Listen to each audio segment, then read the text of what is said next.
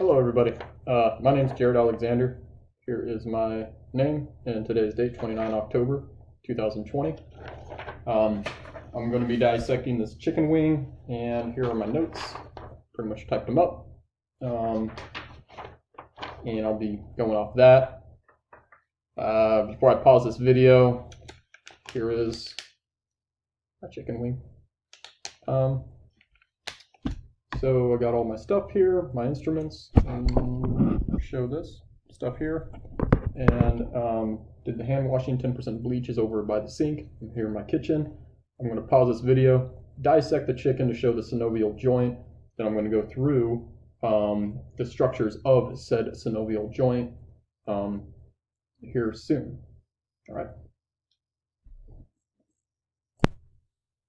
Okay, so I removed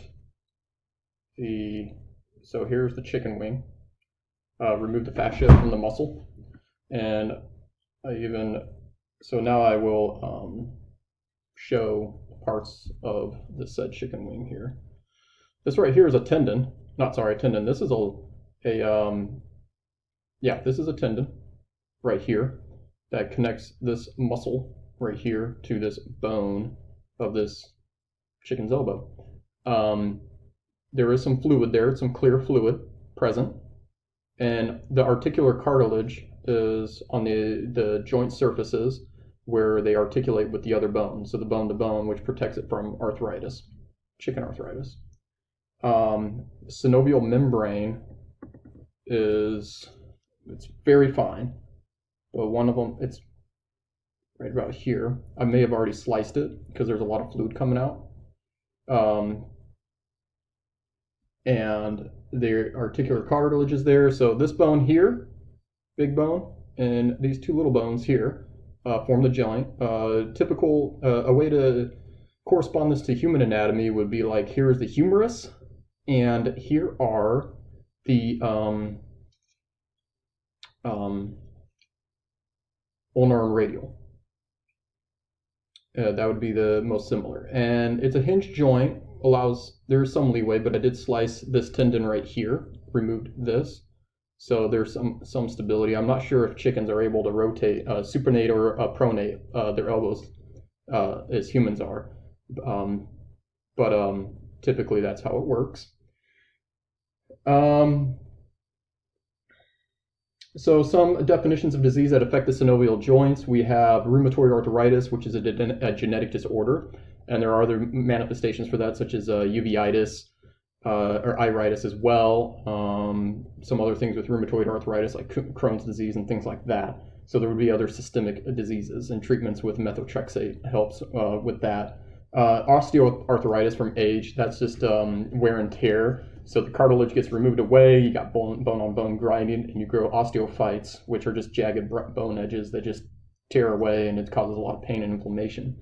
Then there's gout. That's when the uric acid crystals get deposited in the joint, and these crystals is jagged around. It's similar to arthritis. It typically gets treated with colchicine or allopurinol to help reduce those gout crystals. Uric acid crystals, also avoiding things like alcohol, beer, shellfish, seafood also helps. So bursitis and tendonitis, if one of those synovial joints ruptures or a bursa sac ruptures and that joint, that fluid escapes, that's like a bursitis. That can happen from trauma or overuse, or tendonitis, which is really common in overuse with athletes or people that used to be athletic, then they were sedentary, and then they decide to get up and lift 300 pounds, deadlift, or they go to run 6 miles when they haven't ran in a month.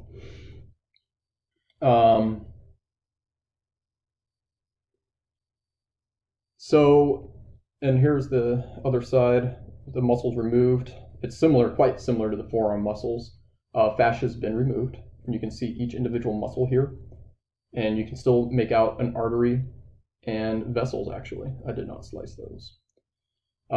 Thank you. And I believe that's all. The articular capsule, I went over that.